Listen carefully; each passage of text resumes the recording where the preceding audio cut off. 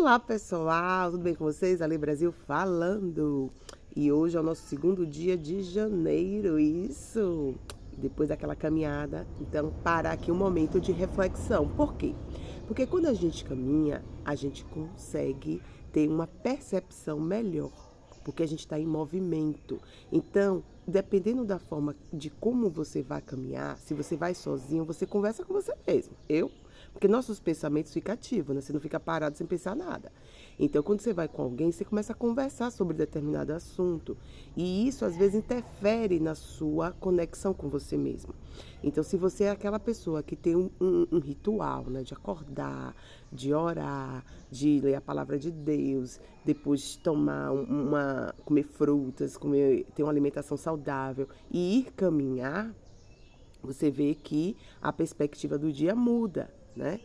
E como fazer isso? E como se dá o tempo de fazer isso? Então, assim, é você entendendo a importância de se cuidar. E aí a gente vai falar hoje sobre um tema muito importante que também tem a ver com empreendedorismo. E às vezes a pessoa passa despercebido, que é a relação da sua espiritualidade. Então, assim, como é a sua conexão com Deus? Quem é o seu Deus? Você já parou para pensar? E aí eu venho trazer uma experiência que eu tive, né? Porque assim, eu sempre fui uma pessoa temente a Deus, né? Desde os meus 10 anos de idade, e também tem uma coisa, né? A espiritualidade, a sua conexão, tem uma diferença da sua religiosidade. Porque a religiosidade, muitas vezes, você agrega de uma cultura familiar. Você entendeu? E aí, no caso, a minha cultura, né, foi uma base católica, né? Então a gente teve essa base católica, e aí aquele negócio de primeira comunhão, catequese, essas coisas, né? E aí vem a fase que você vai para a história, que você vai estudar. Então os meus professores de histórias, eles pegaram muito pesado, né? Naquele período da Inquisição. E eu já era uma pessoa, não sabia, mas a minha essência, né, analista, vai buscar na fonte, né? E aí eu via o quanto as pessoas sofriam naquele período. E aí eu busquei algo que atendesse. Então, eu acabei rompendo um pouco com a cultura da minha família, né? Porque quando uma pessoa ela tem essa decisão, é algo que impacta, né? Porque assim, uma parte cultua uma determinada coisa, a outra outras coisas.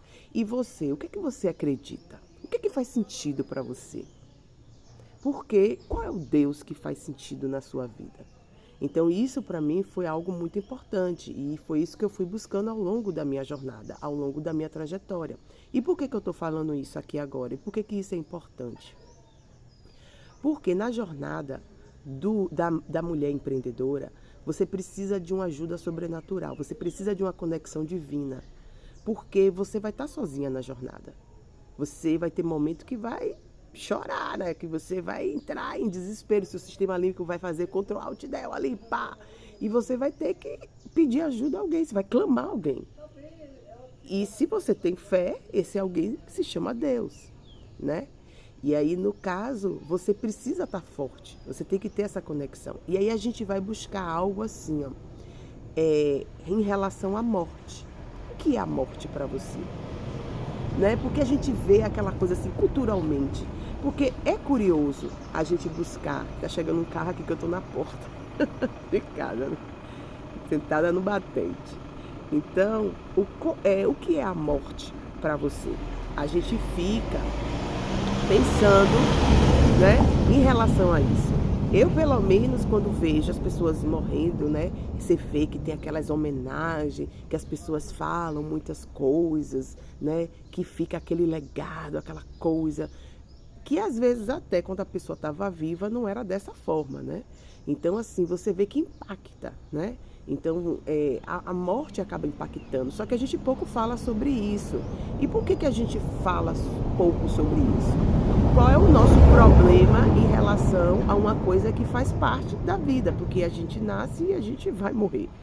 E aí, o curioso, para onde é que a gente vai depois que a gente morre? são questionamentos que fizeram sentido na minha vida e eu comecei a fazer. Porque quando você não perde ninguém, você não foca em nada. Você vive sua vida, você não tem a experiência de perder alguém querido. Então, quando eu tive a minha primeira experiência com a morte, eu era muito nova, eu era praticamente uma criança, né? Eu tinha menos de 10 anos, que era uma secretária da escola que eu trabalhava, né? Ou que eu estudava. Ela trabalhava na escola e sabe aquela secretária tia legal? E ela tomou um tiro, né? Dentro do colégio. Aquilo impactou, porque todo mundo gostava dela e de repente ela veio a óbito. Tanto é que os alunos foram ao cemitério. Eu fui ao cemitério pela primeira vez, porque fomos dar o último adeus. Ali eu fiquei, porque a sensação que a gente tem é que vai ver a criatura no outro dia e você não tem aquele preparo para lidar com aquilo. Então aquilo impactou, ficou registrado na minha memória. Tanto é que eu estou narrando isso, e isso foi algo forte. E aí eu fui passando, aí depois eu perdi o meu avô, né? E aí, mas ele estava meio doente, até o momento que você vai dar luz, dar vida a um ser, que foi minha primeira filha. E quando eu retorno, eu deparo com a morte do meu irmão, meu único irmão, né? Mais novo do que eu, 4 anos mais novo. E assim, a forma com que ele morreu, isso impactou muito minha vida. E aí eu peguei e tive você para, sabe? Como foi pós-parto, né? Eu entrei num período de depressão, porque, tipo assim, você é da área de saúde, você é fisioterapeuta, você tentando ali reanimar seu irmão e nada. E aquilo ali, ele não volta mais, e assim, vem um sepultamento no dia que sua filha ia ser apresentada, porque acabou de nascer, e você ali feliz, porque você bota uma filha no mundo, e ao mesmo tempo você triste, porque você perde uma pessoa que você viveu com essa pessoa durante, né? A pessoa que você ama. Então aquilo ali mexeu muito com o meu psicológico. Então meu sistema límbico não aguentou, porque imagina, você tá super feliz e de repente você tá hiper mega triste. Então a tristeza começa a acompanhar você. E se você não tiver cuidado, né? A coisa vai além. E aí você busca ajuda, né? A área de saúde você tem que buscar, você tem que reconhecer o momento que você precisa de ajuda psicológica para enfrentar. Até para você não ter uma rejeição com sua filha, né? Porque tem as consequências de uma depressão pós-parto. Então aquela morte impactou. E aí logo depois você tem aquele pai que você ama muito, né? Que é, tipo, a gente chamava assim, é o baluarte, né? Meu pai já gostava de uma cultura afro, né? Então ele é o baluarte da família. E você perde aquela pessoa que era tipo o seu ídolo, né? Tudo pra você. E aí você fica sem chão, você fica sem... Ainda mais quando você dependia do seu pai até para lhe conduzir de um lugar para o outro, né? Então, com aquele pai que mimava, fazia comida pra você, aquela coisa toda, aquele paizão, sabe? Que tá ali agarrado 24 horas. Então, eu era super protegida, de uma certa forma. E aí você se deparar com aquilo. E nessa época, o curioso, quando meu pai estava na UTI nos últimos momentos, né? Que a gente foi surpreendido com um câncer, já estava em metástase. Ele não manifestou, mas quando a gente viu já era uma fase terminal. E aquele médico vira para você e diz: seu pai só tem 30 dias de vida. Se ele fosse um avidente, eu ia dizer que realmente que foi criterioso. Foram 30 dias ali, né? Era médicos da equipe que eu trabalhava também, então tinha uma credibilidade no que ele estava falando. E aquela coisa, né? E agora? Para onde meu pai vai? O que é que vai acontecer? O que é que acontece? Então foi aí que eu resolvi estudar. Eu queria saber para onde os mortos vão. E eu fui estudar. E onde é que você estuda isso? Porque não tem um lugar assim que explique isso, né? De uma forma assim. Então, assim, você vai buscar isso na sua necessidade. E aí eu, orando a Deus, pedindo a Deus o norte, eu entrei no computador, fui procurando algo que me desse resposta, né? E aí foi que eu busquei um conforto de pessoas que poderiam me dar uma explicação lógica para aquilo ali. Porque tinha que ser lógica, né? Porque naquele momento eu não tinha aquela conexão, até porque quando você perde alguém, uma parte da sua fé vai junto, né? Por que eu, Senhor? Né? A gente tem esse questionamento, né? Muitas pessoas têm isso. E aí foi aí que eu descobri, estudando a palavra de Deus, né? Eu já estudava a Bíblia, mas não com essa essa intenção de descobrir isso. E aí eu fui para um seminário. Você vê que Deus, de uma certa forma, ele trabalha, né? A conexão. Eu fui parar num seminário sobre a morte. Gente, imagina a pessoa fazer seminário sobre morte. E ali eu fui ver. Aí foi aí que eu entendi da ressurreição, né? A primeira ressurreição, segunda ressurreição, o que é que a Bíblia diz em relação a isso? Não sou eu que estou falando, é a Bíblia que fala, né? São teólogos, pessoas estudadas que estão interpretando aquilo ali. Não é uma inspiração só, né?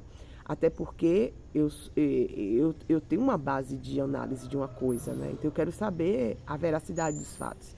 Então aí eu comecei a buscar aquilo ali. E aí eu entendi o sono profundo, né? Aquele sono profundo que a gente não tem a percepção de nada. E lá está registrado. Então quando você pega o livro, né, 1 Tessalonicenses, né?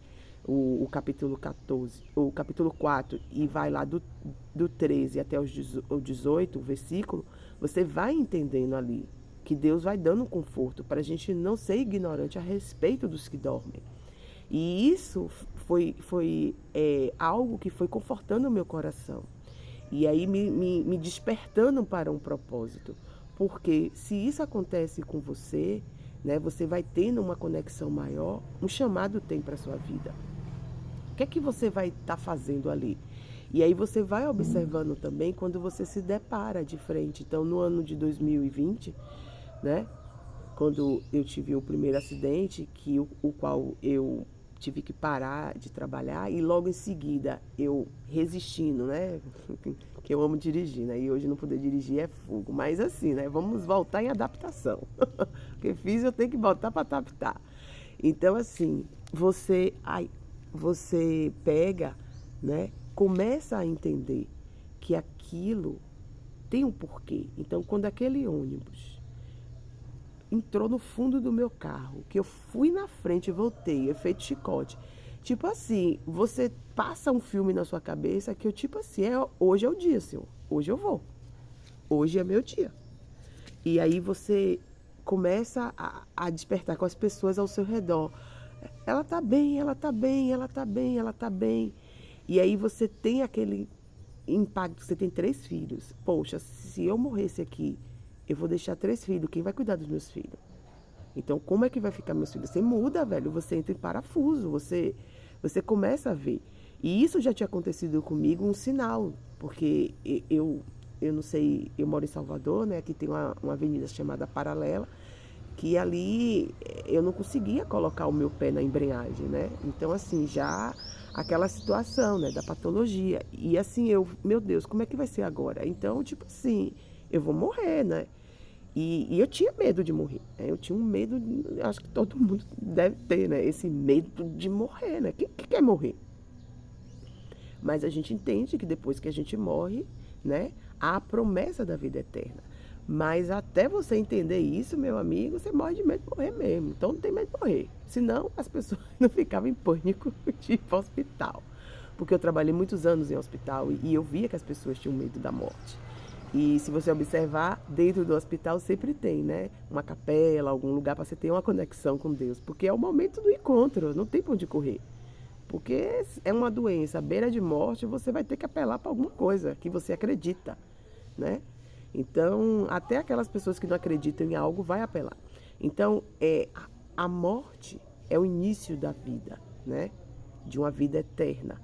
Então, assim, e por que você acredita nisso? Então, não é a ideia hoje desse vídeo falar sobre isso, mas é para você entender, né? Da importância. Por quê? Eu trabalhei, aí você vê, eu saí da assistência, fui trabalhar como codificadora de óbito. Quando eu tive esse convite, eu fiquei assim, né? A vida toda trabalhando com vida, vou trabalhar com morte, meu Deus. Mas assim, porque eu tinha que entender como é que acontece, o que é que leva a pessoa ou tirar a vida de uma pessoa ou tirar a sua própria vida. Então você vai começando a entender o ser humano, né? Como é que funciona. Então assim, você vê que o psicológico, a mente humana, ela é capaz de produzir coisas, né, que você realmente tem que estar atento aos detalhes. E aí, no caso, aquele trabalho, ele começou a mostrar para mim que é com a morte que você vai prevenir a vida. Então, a gente sabendo do que é que a pessoa morre, por exemplo. Então, se está morrendo em um determinado estado, muita gente de doenças cardíacas, então a gente tem que entrar com a prevenção forte, né? Com orientações de doenças cardiovasculares, de como você ter um estilo de vida saudável, para você evitar esse surto de tanta morte. Então, assim, a morte tem o seu lugar, ela tem o seu papel. São os indicadores de morte que vai mapear o futuro de uma nova geração ali para ter uma vida, um estilo de vida. Então, você começa a entender que cientificamente, fisiologicamente, né? A situação espiritualmente. Então, assim, você começa a entender as coisas, né? E aí, como é que isso tudo que eu estou falando tem a ver com o empreendedor? Tem a ver com a vida do empreendedor. Então, há uma jornada. Você começa pequeno e aí você vai estar sozinho nela. Você é você. Você tem que cuidar do seu estilo de vida, como eu falei no vídeo de ontem. Você tem que ter esse periódico, esse controle de como está a sua saúde, para futuramente você não ter uma surpresa, né? Você está lá empreendendo, você descobre que tem uma doença, você vai ter que cuidar, fazer tratamento, e você tem uma família para sustentar, porque, tipo assim, o empreendedor é você e Deus, né? E aí você precisa ter essa conexão forte. Então, isso tudo faz com que a gente perceba o quanto a vida é importante. E o quanto é importante você falar com as pessoas que você ama enquanto elas estão vivas. Então, você ter uma relação positiva, você pensar de forma positiva, você ter ações, né, de verdade, de realmente estar sentindo aquilo, de se importar. Então, hoje, aquele chamado de me importar com a humanidade, com o que está acontecendo com as pessoas, não é uma coisa assim muito do meu perfil, porque tipo assim, eu como analista ia analisar para mim, aplicar na minha vida, e iria transmitir para minhas gerações futuras, né, meus filhos, pá, não sei o quê. Mas tem a conexão com Deus, né? E tem um chamado. Ele quer algo que eu não estou capacitada. Aqui eu falo, Senhor, eu não estou capacitada para isso. Mas Ele capacita. E você diz sim ou não, você tem um livre-arbítrio. E aí eu aceitei o desafio. Por quê? Porque o ano da pandemia foi um ano de lição para todo mundo. Você via gente morrendo, você se deparou com a morte. Você perdeu pessoas importantes na sua vida. Então a gente nunca viu tanta morte assim, uma atrás da outra. E ali a forma que a gente não tinha nem como se despedir das pessoas, né? Então ali você viu pessoas ficarem desempregadas, você viu pessoas começarem a passar fome, necessidade. Então assim, tipo assim, tudo de ruim você tinha ali para passar. Empresas fechando, pessoas sem saber o que fazer. Por quê? Porque a gente fica muito específico. Eu tive que verdadeiramente, né, devido às consequências da minha vida, né, e a patologia que eu tenho, mudar até de profissão, fazer outra coisa, buscar outras coisas, né? Então você tem que aprender, você tem que estar em modo aprendiz. Então você não sabe, você faz uma coisa, mas você não sabe se aquilo vai mudar, se você vai permanecer o mesmo. E a gente tem a explicação do ciclo da vida, né? Os setênios. Então, a cada 7 anos da sua vida, você vai mudando, você vai tendo uma evolução. Então, é interessante que quando você chega à fase dos 40, 45 anos, você mude, você se depare. E aí você busca um desenvolvimento pessoal, como eu busquei isso. E isso foi choque, porque quando o cara lá me fez a pergunta, quem você imagina que vai segurar as alças do seu caixão? Gente, ninguém nunca me perguntou isso. Eu nunca imaginei que eu teria que dar uma resposta. Quem seriam essas pessoas? E eu tive dificuldade de descobrir dentro do meu ciclo quem seriam essas pessoas. Quem é que seria a pessoa que iria estar se despedindo de mim? Então, assim, quem é a última pessoa? Eu imaginei, assim, bem, os meus filhos, né? Aí você começa a ver, será que você está dando valor aos seus filhos? Aí eu peguei e lembrei até do marido, né? Pô, o meu marido, será que quando eu morrer meu marido vai sentir falta de mim? Vai botar logo outra no lugar, né? De repente é assim que acontece, né? Mas assim, então você começa a entender. Mas qual é a sua relação com essas pessoas? Qual é o vínculo que você tem? Qual é a verdade que você passa ali? Porque às vezes você quer falar uma coisa que você acredita, né? Mas a pessoa não está preparada. Então, às vezes, a pessoa até te obriga a poupar, né? Entrar naquele negócio, me poupe, né? Você não fala aquilo porque você não quer ouvir aquilo. Mas, assim, Então, pergunta. Se você não quer ouvir uma opinião sincera do que a pessoa realmente acredita, mesmo ela estando errada em relação a você, não pergunta. Não depende disso. Então, isso cria uma resistência dentro de você, para você começar a entender que você é sozinho, você nasceu sozinho, você morre sozinho, você passa a maior parte da sua vida fazendo uma trajetória sozinho. Se você decide estudar em outra cidade, você vai encarar a vida sozinho. Se você arruma um emprego em uma empresa top das galáxias que não está no lugar. Então você vê que aquelas pessoas, você vê na história de pessoas que vão tentar a vida em outro lugar, abandonam seus pais, mora num sítio, pá, não sei o que, vai tentar a vida na cidade grande. Ele está indo sozinho. Então a gente vive uma vida na Terra sozinho. E a gente tem que estar conectado à sua espiritualidade. Então, como é o seu primeiro Deus? Como é Deus na sua vida? Qual a importância dele? Isso tudo tem que ser definido, porque a gente está num país que tem várias denominações, várias partes de espiritualidade que você não sabe. Você tem que buscar qual é a que faz sentido para você. Porque a minha função aqui é pedir que você tenha uma conexão com o que você acredita, né? E que você respeite a minha. Eu acredito no Deus Criador do céu e da terra, eu sou criacionista, eu estudo a palavra de Deus, né? Eu leio a Bíblia. Então, assim, hoje a gente vê que as pessoas estão com sede, mas as pessoas não param para estudar a palavra de Deus. Como um livro, como você para estudar uma faculdade, como você para estudar alguma coisa. E eu acredito que estudar a palavra de Deus é importante, porque se está escrito ali, alguém escreveu. Se você não acredita que alguém escreveu aquilo ali, né? Aí você tem que buscar uma explicação mais histórica, né? E assim, eu gosto muito de um cara, ele chama Rodrigo Silva, né? Que ele traz a palavra de Deus à luz da história, né? Então, assim, o programa Evidências, ele me ajudou muito a entender. Porque se eu acredito na história e se Deus passou por fases daquela história e como comprovar a existência de determinadas coisas, então aquilo é importante. Então você começa a entender à luz da história o tempo. Então assim, quando você pega, faz uma reflexão, por exemplo, assim, ó, onde está o Irã e o Iraque, né? Que tem aquelas guerras infinitas até hoje. Então assim, você tem uma comprovação de uma certa forma que aquela parte ali, no princípio, poderia ser o Jardim do Éden, né? Há uma possibilidade disso. Então as coisas vão se encaixando. A mesma coisa quando a pessoa entendia que a Terra era quadrada, né? Porque as placas tectônicas eram juntas, né? Então assim, você conseguia percorrer. E aí com o dilúvio, né, teve a separação. Então a América veio para cá, foi tendo a separação, né? Dali, da África, então os continentes se mexeram. E a história, né, geografia comprova isso aí. Então você vai buscar também, você não fica só naquela parte de história, aquela parte, né, de geografia, você busca também o sobrenatural em relação a isso, né?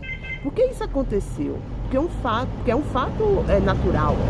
Então, se é um fato natural, né, é a natureza se movendo, quem é o criador da natureza?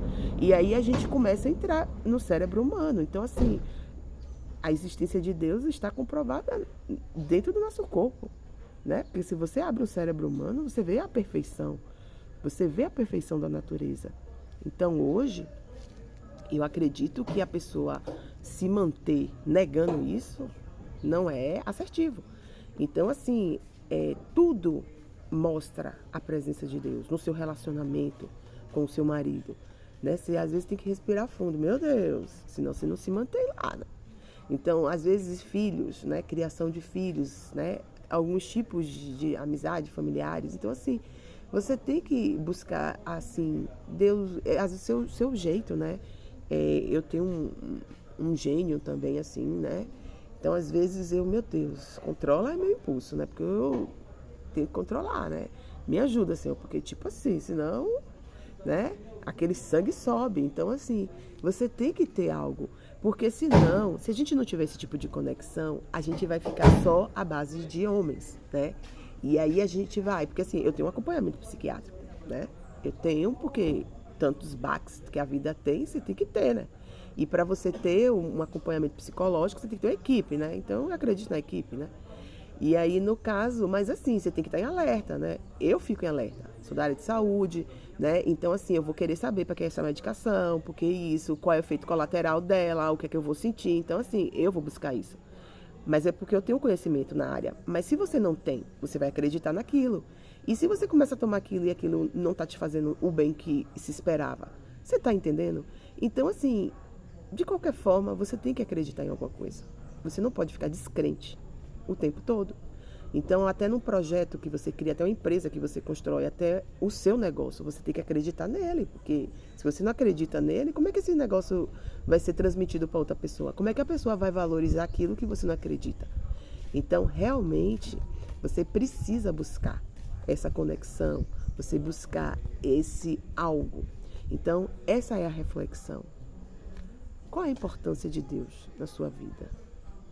Realmente, em situações, quais foram? Vamos fazer um bate-papo aqui.